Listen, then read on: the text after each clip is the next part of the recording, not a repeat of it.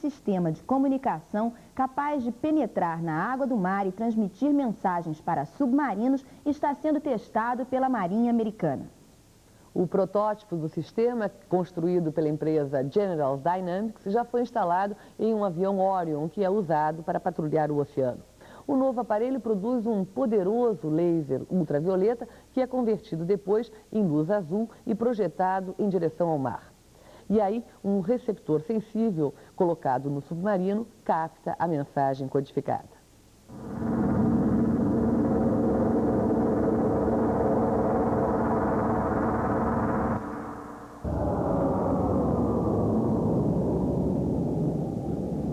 Das distantes quasares aos gélidos detritos dos cometas, todos os objetos do universo emitem luz.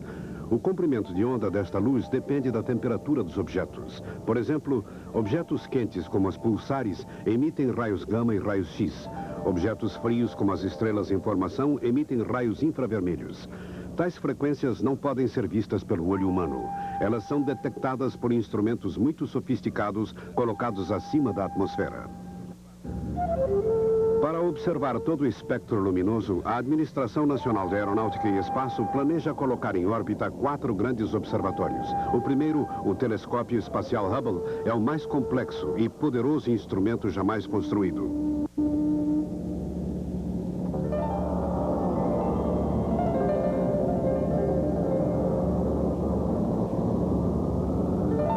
Em órbita, o telescópio poderá ver o céu em todo o seu esplendor, sem o véu embaçante da atmosfera.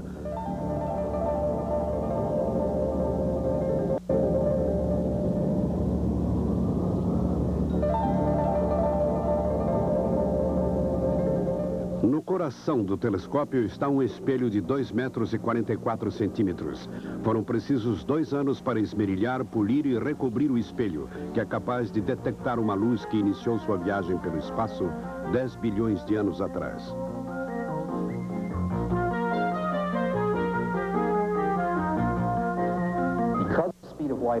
Como a velocidade da luz é finita, a luz precisa de tempo para chegar até a Terra.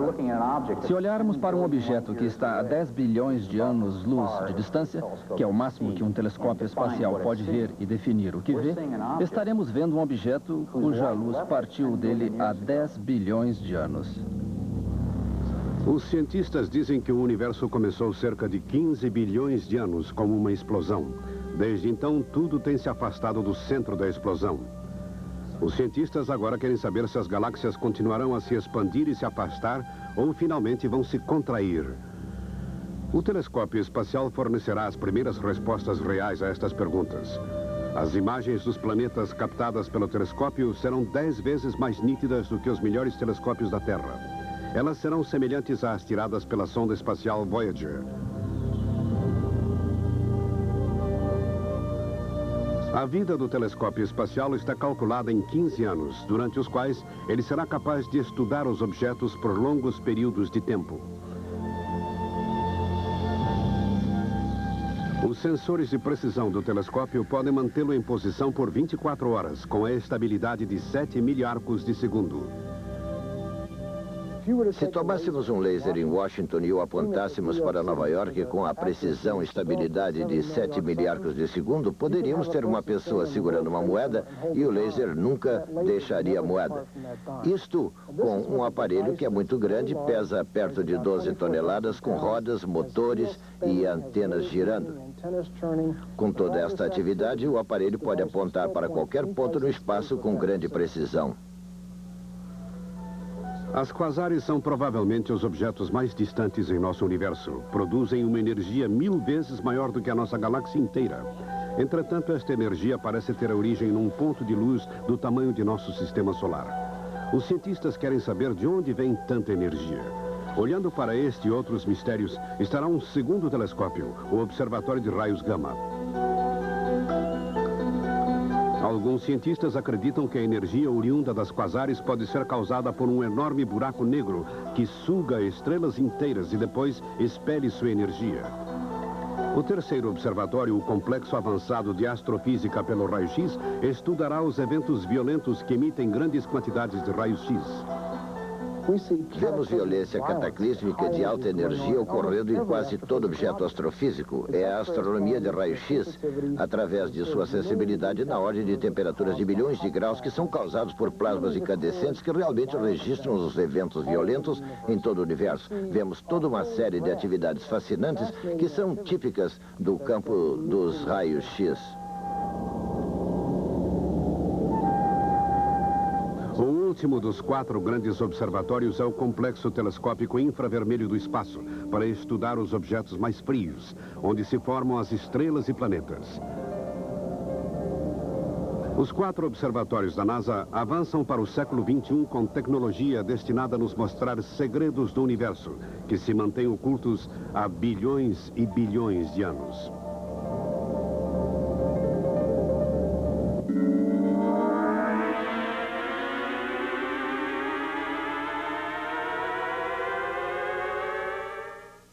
Esse livro acaba de ser lançado em São Paulo e vai ser lançado no Rio quinta-feira agora. Trata, evidentemente, da questão nuclear versus hidrelétrica. Uma discussão já de longo tempo, né, Pinguelli? Essa discussão que você já leva. Quais são as conclusões, já que existem aqui técnicos da COP e o pessoal do Museu Nacional, quais são essas conclusões técnicos sociais para esse problema? Bem, a discussão nuclear é muito antiga no Brasil. Ela data de 75, ano do acordo nuclear com a Alemanha. Foi até um balizamento da crítica ao sistema militar vigente. Agora, a discussão das hidrelétricas, não. Esse caráter mais aberto dessa discussão é novo. É claro que havia uma luta do pessoal do campo com respeito às barragens. Essa não é uma luta nova.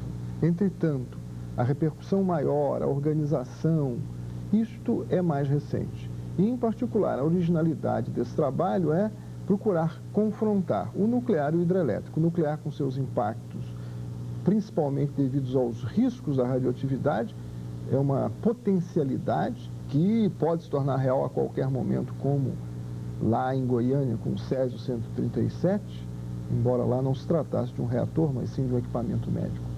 E o hidrelétrico é uma consequência efetiva que se dá a cada momento que se constrói uma nova barragem, quando as populações são afastadas dos seus locais para criar ali os lagos artificiais para armazenamento de água, quando verte-se água e altera-se cursos dos rios.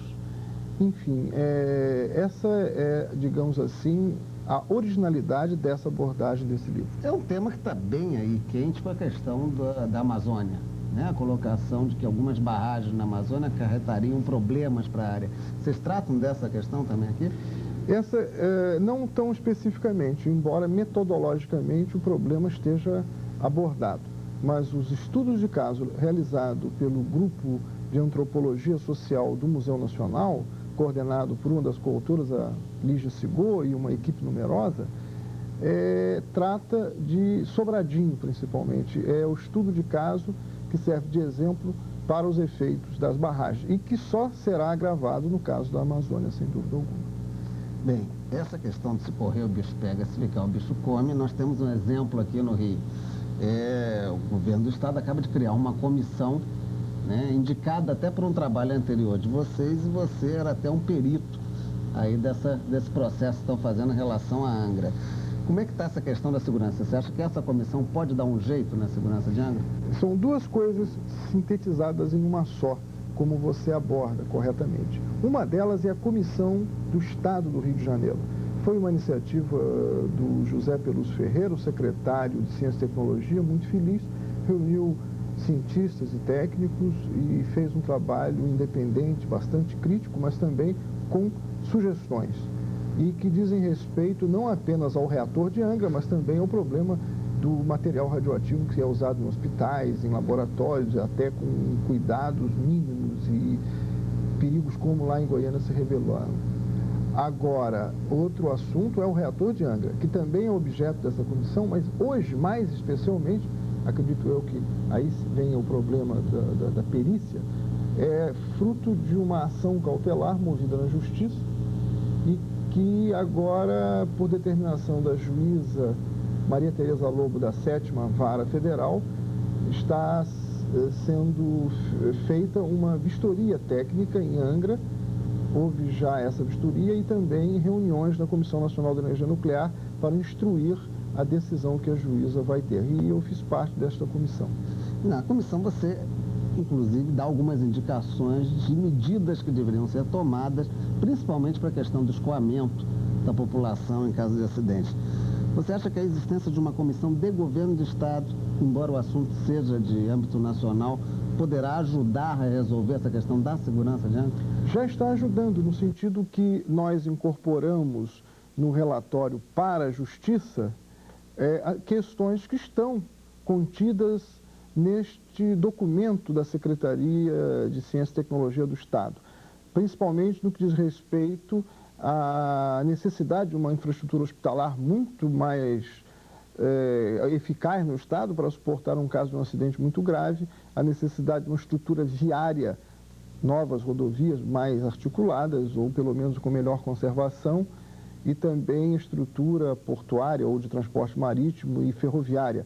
E ainda de telecomunicações, são reivindicações do governo do Estado extremamente concernentes ao problema da evacuação da cidade. Mas além disso, há muitos outros aspectos, inclusive com respeito ao funcionamento do reator. Nós fizemos essa vistoria, digamos, com base em uma auditoria feita pela Agência Internacional de Energia Atômica em 1986, e nós cobramos providências que lá estão apontadas. Nosso papel tem que ser informar, esclarecer e colocar os pingos nos is, evitar deturpações e coisas que são fruto da propaganda dos grandes interesses econômicos envolvidos. Mas acreditamos, no caso específico, que a verdade está do lado da hidrelétrica ainda. O que não é necessário é fazer hidrelétricas gigantescas sem consultar a população, sem compensar devidamente aqueles que forem atingidos e, principalmente, sem saber o para quê dessa energia. Fazer energia em Tucuruí para subsidiar a produção de alumínio, que dá, às vezes, até prejuízo ao país, face o mercado internacional desse produto, ou fazer Balbina e depois não ter água suficiente para mover os geradores, isso são absurdos completos. Nós devemos dialogar, devemos procurar soluções que não devem ser apenas soluções técnicas, mas soluções bem informadas socialmente e, acima de tudo, democráticas. E eu acho que as hidrelétricas ainda são soluções para o Brasil nesse momento em relação às nucleares, que são muito mais caras e, de fato, os problemas são muito maiores.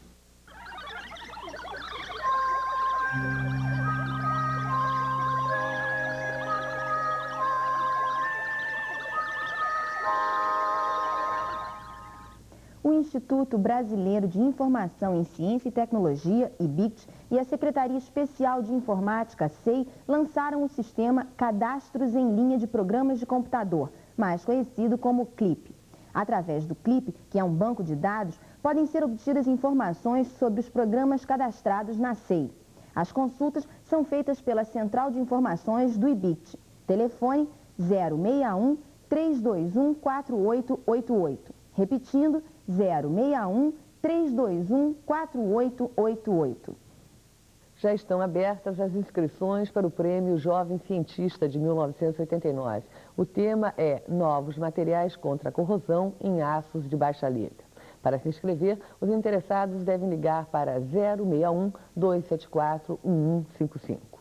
Mais uma vez para você tomar nota, 061 274 1155.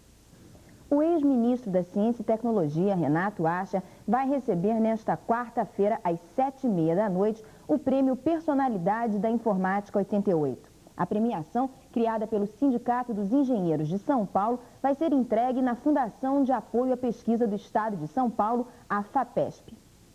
A terceira Feira Internacional de Ciências e Tecnologia Juvenil de Santa Catarina premiou o trabalho da estudante de 2º grau Ana Luísa Vilaça, que faz estágio no Departamento de Biologia da Fundação Oswaldo Cruz. O trabalho premiado é sobre a participação dela na pesquisa sobre o látex da coroa de Cristo, uma planta comum em todo o país que pode ser usada para matar o caramujo, transmissor da esquistossomose.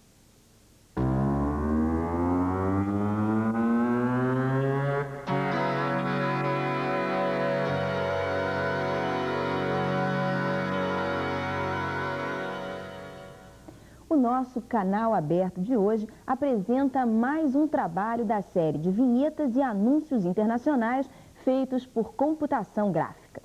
A empresa Omnibus Computer Graphics Incorporation de Hollywood, junto com a Paramount Studios, criaram as vinhetas usando o supercomputador Cray. Verifiquem só que técnica incrível.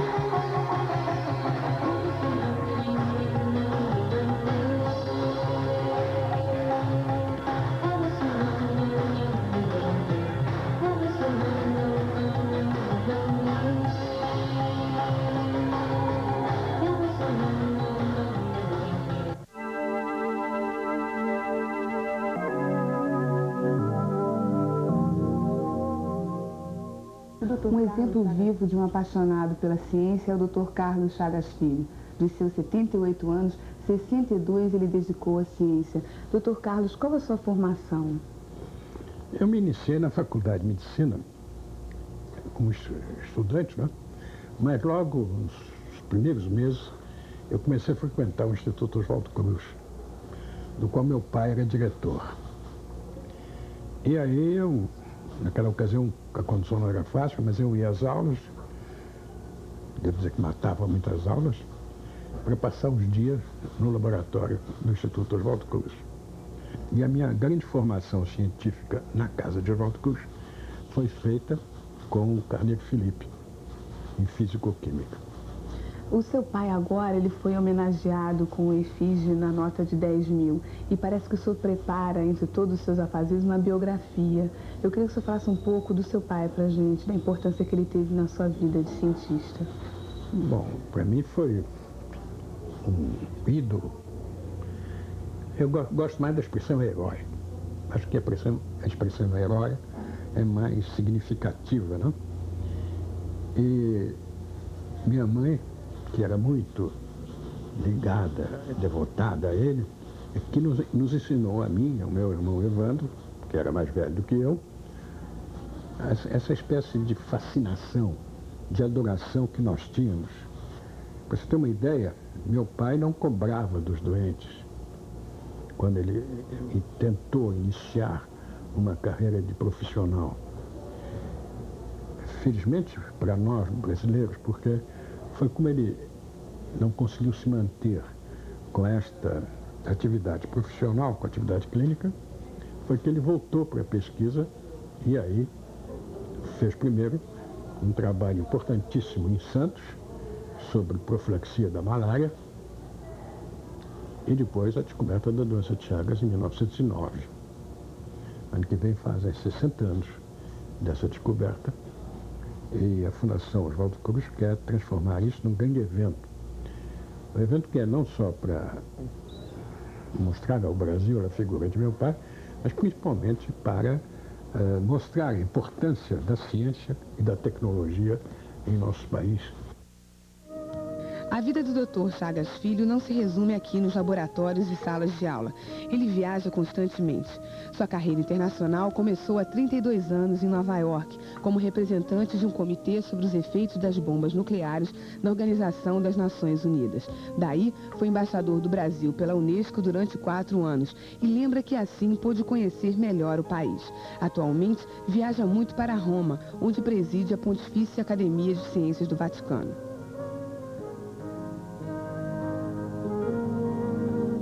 Até hoje, o Dr. Carlos Chagas Filho vai diariamente ao Instituto de Biofísica da UFRJ, que criou em 1945 e leva hoje seu nome. No seu escritório, as paredes cheias de diplomas e fotos da família evidenciam que ele nada tem de cientista isolado. Como é que o senhor consegue conciliar todas essas atividades? Bom, eu não sei se eu chego a conciliar, não? Mas acho mesmo que estou fazendo muita coisa demais. Mas é porque a gente se concentrando numa coisa e imaginando que não se é o máximo, também tem que ter isso, tem que ter uma certa humildade. Sem humildade você não consegue fazer nada. A gente vai tocando para frente, né? Como diz não tem uma música, eu acho que até do Chico Buarque. A gente vai levando. A gente vai levando, né? O que o senhor gosta de ler? Ler? Bom, eu leio, gosto muito da literatura inglesa. Estou na época em que estou começando a ler livros que eu li e gostei muito quando era moço. Relendo, né? E literatura francesa também do passado, eu leio muito. Leio todos os livros bons que me mandam para a academia, porque como eu faço parte da Academia Brasileira de Letras, não só os meus colegas têm a gentileza de mandar os seus livros, como também os candidatos à academia, né? E com o preço do livro, isso é uma economia boa que se faz. Me diz uma coisa, o senhor é católico, né? Sou. Agora teve uma polêmica entre a igreja e a ciência em relação ao Santo Sudário, porque parece que eles descobriram que o Santo Sudário foi feito na Idade Média, então não seria o mesmo usado por Cristo, né? Como é que o senhor interpreta isso? Sabe que fui eu que organizei tudo isso, né? Mas eu continuo achando que a existência de Cristo é uma evidência histórica, factual. Não precisa de Santo Sudário, não precisa de demonstração científica nenhuma. E acho até perigoso nós querermos misturar os dados transcendentais, os dados da fé, com os dados racionais da ciência. Com o marca-passo implantado desde 1975, hoje ela é um obediente caminhante e cuida bem da alimentação porque ele não pensa em diminuir o ritmo de trabalho. E é aqui, na bancada dos laboratórios, onde mais gosto de ficar. O senhor, como é que o senhor vê a ciência no Brasil, em termos de futuro? O senhor acredita na ciência do Brasil? Eu sou um optimista. Como eu disse, às vezes brincando, eu sou um optimista do real. Acho que se o governo e a sociedade brasileira não tomarem conhecimento exato do que significa para o desenvolvimento social do país a ciência e tecnologia, então é melhor fechar as portas, como se diz no comércio, né? Porque realmente, sem ciência e tecnologia, o país não se desenvolve. Acho, além do mais, que nós não podemos fazer todas as etapas dos países desenvolvidos. Não quero com isso dizer que a gente tenha que fazer em 5 anos o que se faz em 50. Mas quero dizer que nós temos que utilizar as melhores técnicas, as mais avançadas, para poder estabelecer um nível científico que nos aproxime enormemente dos países desenvolvidos. Isso eu não acho nada impossível, acho bastante possível, desde que a preferência, a decisão prioritária do governo, a compreensão do governo seja dada. É claro que o país é um país que tem dificuldades muito grandes. Naturalmente, o que mais me preocupa são os problemas de saúde e os problemas alimentares. Mas esses também só são resolvidos se nós tivermos uma ciência de base fundamental, forte, capaz de trazer para o Brasil as técnicas desenvolvidas a utilização das técnicas desenvolvidas mais modernas, os avanços tecnológicos, as técnicas de ponta. E para isso é necessário um esforço considerável nas universidades, nos institutos, nos centros de excelência e na formação de pessoal. Pesquisadores da Faculdade de Ciências Farmacêuticas da USP estão pesquisando o senécio como substância protetora e imunizante do sangue contaminado com o mal de Chagas. O senécio é um arbusto facilmente encontrado no estado de São Paulo. De acordo com cientistas, ele vem conseguindo neutralizar a ação do parasita Trypanosoma cruzi, causador da doença de Chagas. Até agora, a neutralização do sangue contaminado com o Trypanosoma era feita com a violeta genciana, que exigia um prazo mínimo de 24 horas para liquidar o parasita, além de ser uma substância tóxica que deixava o receptor do sangue com uma coloração azulada. Já o senécio não é tóxico e age em menos de 60 minutos. O senécio, no entanto, não pode ser usado diretamente no homem. O organismo humano destrói rapidamente a substância extraída do senécio, não permitindo o seu uso na cura da doença. Ele serve apenas para matar o parasita em sangue contaminado, mas fora do corpo humano. Mesmo assim, a eficácia no controle das transfusões de sangue pode ser medida diante de um triste dado estatístico. Apesar de ser uma doença endêmica, ou seja, que se restringe a uma determinada região, ela atinge 3,5% da população. São mais de 5 milhões de brasileiros que sofrem da doença de Chagas, e a maioria contaminada por transfusão de sangue.